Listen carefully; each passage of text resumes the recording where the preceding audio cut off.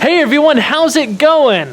For today's video, I'm going to give you an in-depth tour of our 1969 Chevrolet Chevelle Malibu.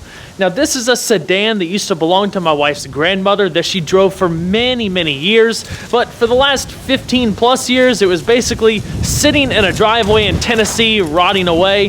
So Crystal and I decided to take it upon ourselves earlier this year to head on out there, rescue it, bring it back to North Carolina in hopes of starting another restoration resto-mod video series later on down the line.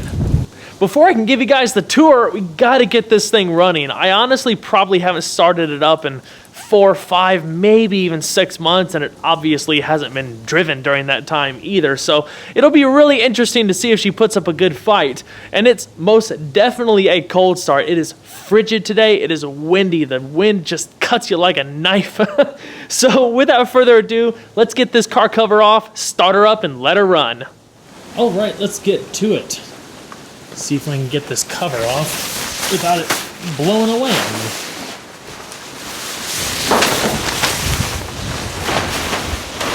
Well, easier said than done, I guess. It's gonna remove itself.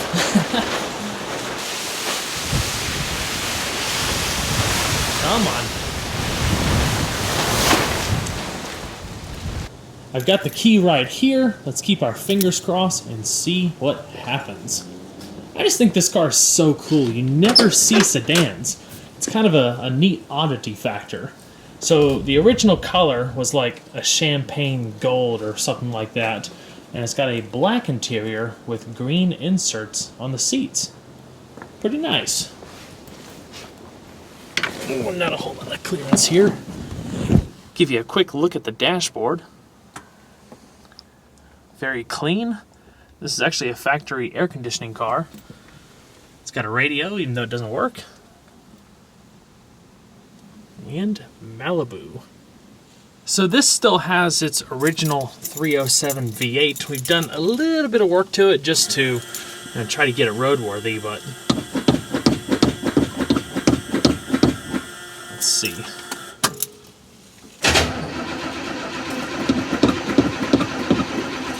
Come on.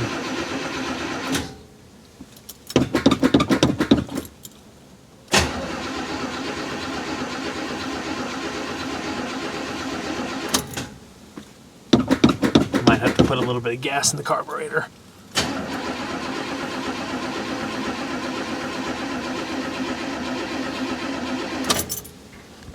To be honest, I'm quite shocked that the battery wasn't dead, so one less hurdle to go around today. Let's see. Not the easiest thing to open this hood holding the camera, but here we go. The factory 307 V8. This was the smallest V8 option that you can get for the Chevelle. I'll go over it a little bit more in just a bit. Let's get that air cleaner off.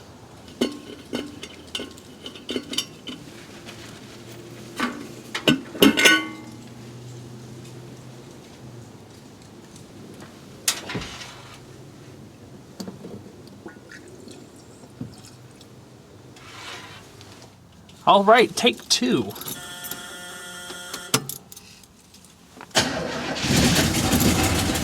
Ooh, oh, come on. Come on. Come on.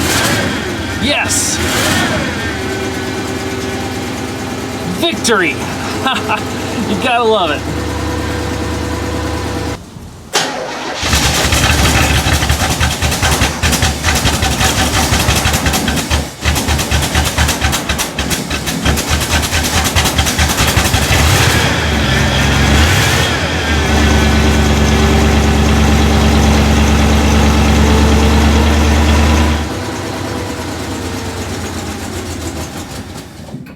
Well, that was short-lived. Come on.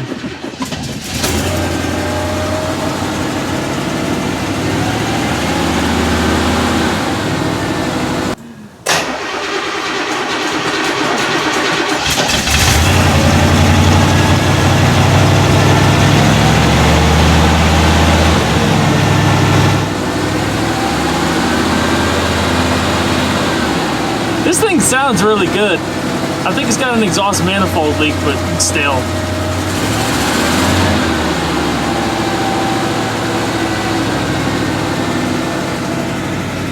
Good job, Chevelle.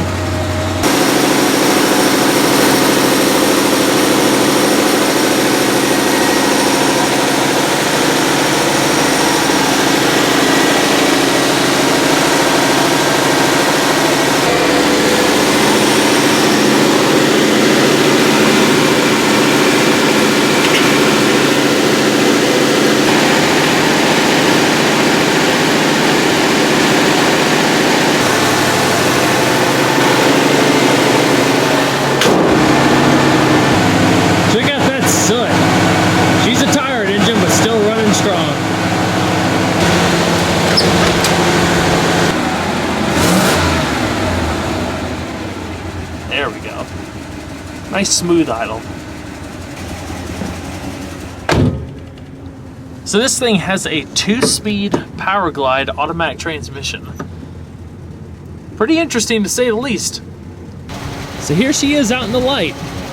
Definitely a little bit rough around the edges, but it's gonna make a cool project. I actually like the whole patina look. A lot of people nowadays, they'll actually, sand everything down, make it all nice and smooth, and do like a satin clear coat to preserve all of the corrosion and stuff just as it is. And I kind of like that idea. There's some obvious rust spots that I'll show you in just a moment that we're gonna have to get fixed, but even if you fix it and do something new, you can actually age it to look like the rest of it. So not really sure what we're gonna do with it yet. Let me know what you guys think. Should we keep the patina look, or should we paint it the original color or a different color? Let me know your thoughts in the comments below. I absolutely love this front end. From certain angles, it looks aggressive. The quad headlamps are super cool. All of these cars had a little fender script to let you know what engine that it had. So 307, pretty neat. Like you saw earlier, you open the hood from a lever in the bumper right there.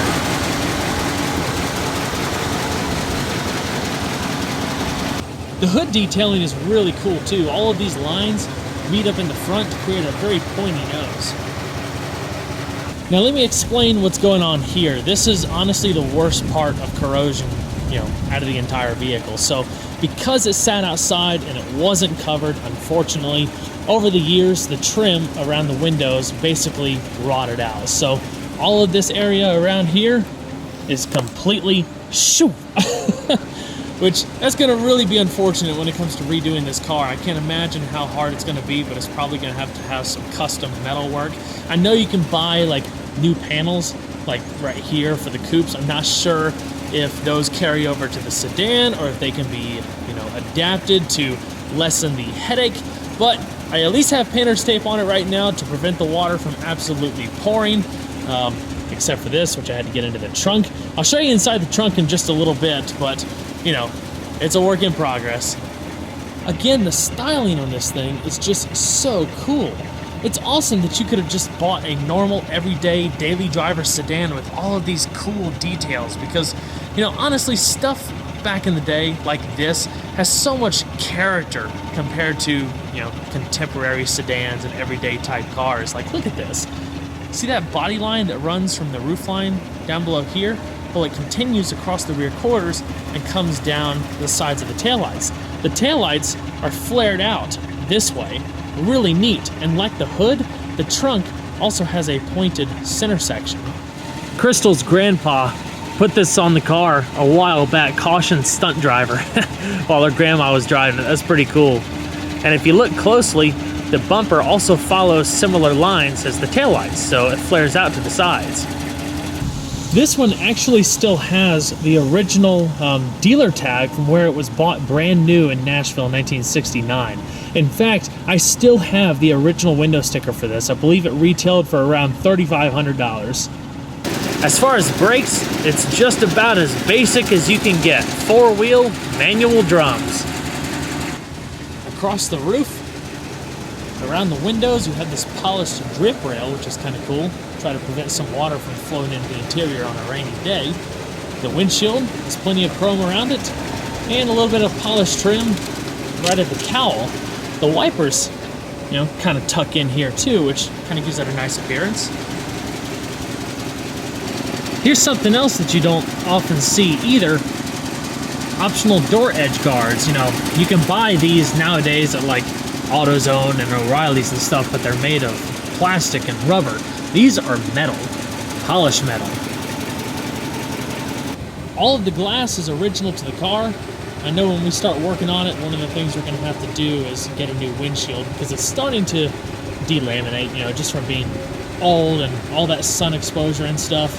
And like many cars of this era, it only has one mirror on the driver's side. Some cars, especially older, like in the 50s and before, didn't have any side view mirrors. Across the sides, all the typical type stuff that's going to need repair, like the rear quarters, these are actually all right, but there's some rust around the fender well. There's actually a crack in the body right there. The sides and rockers, for the most part, are pretty good. The fenders on both sides are rotted. The one on the passenger side is way worse. But you know, all things considered, it's a pretty clean car. This was the base engine. It made about 200 horsepower when it was new or something like that. It had a 2-barrel carburetor originally, but when we bought the car, one of the things that, you know, we needed to get this thing roadworthy so we can at least take it down the road and feel sort of confident about it. The carburetor was bad, and turns out the intake manifold was bad too, so we ended up putting a 4-barrel carburetor on it and an intake manifold from a 350. I think it actually came off of a Corvette, so it gave it a little bit more punch. But after we did that and got it on the road and really drove it for a while, I think we blew out just about every oil seal that this thing has. So it leaks a lot of fluid and stuff. Just got to keep it topped off, but it runs strong. The 2-speed power glide is really interesting. Like I said, we'll hit the road in just a moment and talk about that some more, but you know, it is what it is. It's not a 350, it's just a nice cruiser. So let me get everyone's opinion on something else. So one of the things that's bad here is the oil pan gasket. To change the oil pan gasket, you have to pull the whole engine because there's a big cross member running underneath it. So labor is pretty intense if, you know, we were to pay someone to do it.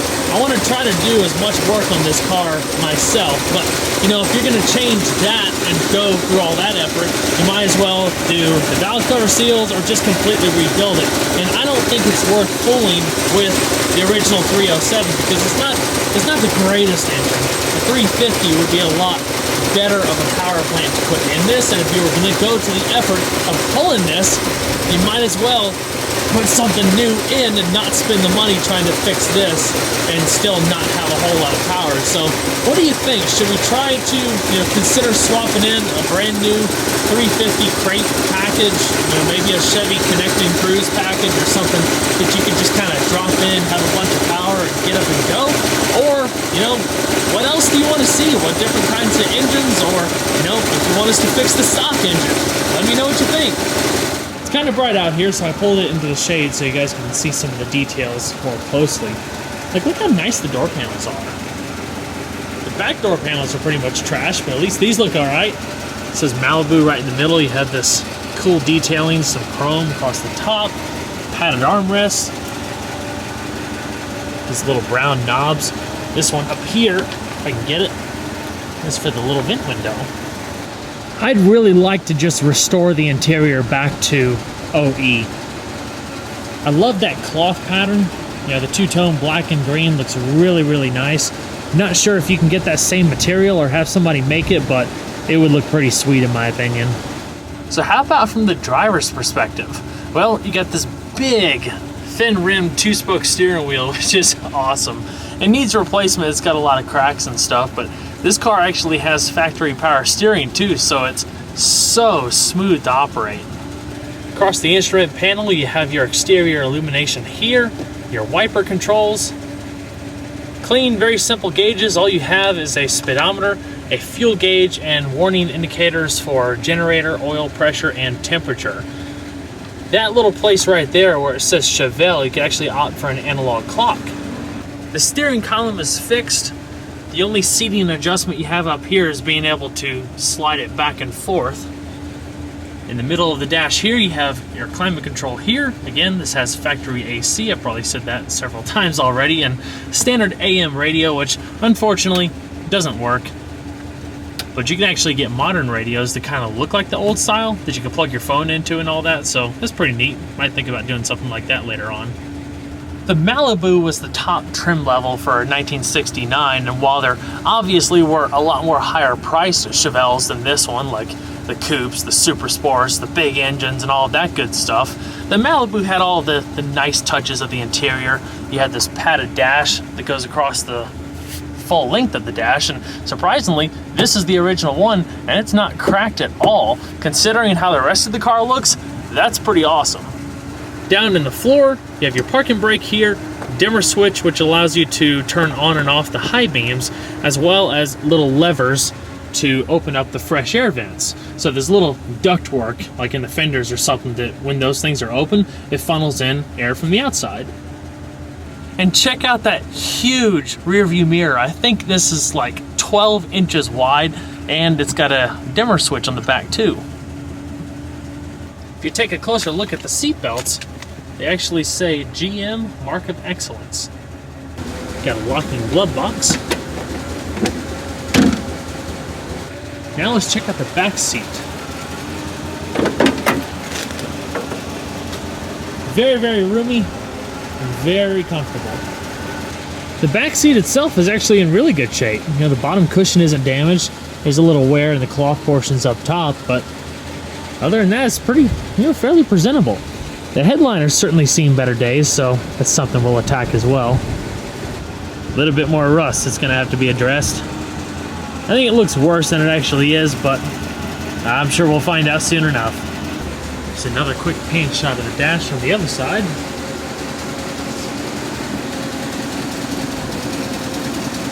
Coming on up the seat, there's two fixed headrests. So we're kind of running low on gas, and I still want to show you the trunk, so let me go ahead and shut it off. I'll show you what's going on back there, and then we'll hit the road. Unfortunately, the trunk kind of goes along with that rear window as being one of the worst parts of the whole car that's going to require a lot of work. When you open it, you can actually hear metal particles sliding within. It's kind of rough, but big trunk, just like you would expect from a car like this, back in 1969. As you can see, the trunk floor is pretty much toast. It's getting to be about Swiss cheese. And with all that water running down here after all these years, you see how this is all torn up in here.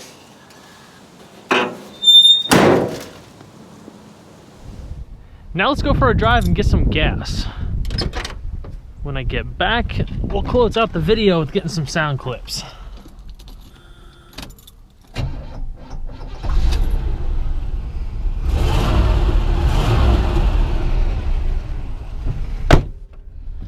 Seatbelts on for safety.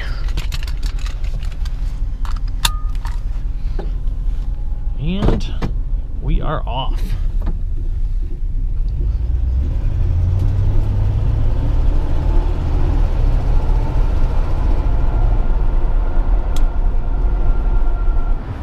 Some of you probably know this already, but for many, many years, to fill up the gas tank, you actually had to go behind the license plate.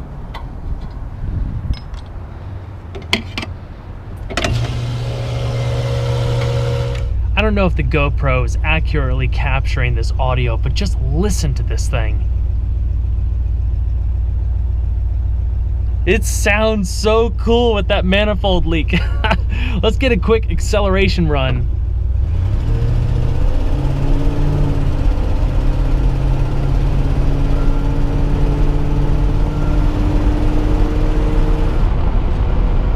That's about it. When you think about it, it really is remarkable how well this thing drives. You know, we've put some work into it, but it didn't take much to get it where it is now. When we first picked it up, it hadn't been driven in probably a year and a half, and we started it up and went around the block a few times. It was fine, aside from the parking brake being stuck and one of the wheels smoking by the time we got back. But It's just so smooth. The steering is like butter. The 2-speed power glide transmission, you know, it's kind of funny having just 2 speeds to work with, but you know, it's pretty effortless. You start out from a standstill in first, it quickly goes into second, and that's all you got. I mean, it's just nothing. I can steer this thing with just a finger. I'll tell you what, there's just something about driving an old car like this that's therapeutic. It's so relaxing. You know, older cars come with their own set of headaches as far as maintenance and parts and stuff, but getting behind the wheel and just going out for a drive, everything, the rest of the world just kind of melts away. It's just you and the car, nothing to distract you. It's an awesome feeling. So let's talk project stuff. I want to know what you guys want to see out of this whenever we do start working on it. So right now, I obviously have the 240SX Resto Mod project going on, which is taking a lot of time, a lot of money, and it's pretty much going at the pace that I would have expected it to. There's been some unfortunate setbacks that I'm going to talk about in an update video that I'm going to start filming very soon. And I was hoping to maybe start on this in spring, but I started really thinking, you know, I've talked about it in some other videos. My wife and I are going to be putting our house up for sale sometime in spring and starting the process of building a house a little further into the country. We have some more land, get some more space, start working on the dream garage, and it should be really awesome. I'm looking forward to that journey and sharing all the details with you guys. But whenever we do start working on this, which, you know, could be towards the end of 2018, you know, it just kind of depends on how things go. What kind of project do you want to see out of this? What I was kind of thinking of is a sleeper resto mod type thing where maybe we preserve the patina, fix the rust, age the new fit things that we fix so it kind of matches the rest of the patina, restore the interior, make it really beautiful, fix the trunk up, and put a really nice crate engine in there with not stupid power, but a nice dose of classic American muscle to where nobody would really expect it. And you know, like I probably said earlier in the video, whenever someone talks about Chevelles, most of the time they're referring to the coupes, because that's what everybody puts the time and effort into. And the reason, you know, we have the family tie with this sedan, so there's kind of something special as far as that's concerned with having this car.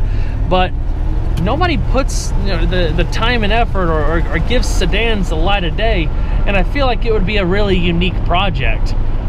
Just kind of something different like I'm doing with the 240, and instead of doing a drift car, I'm restoring it but modifying it and just kind of making it a better, just a cool daily driver type car.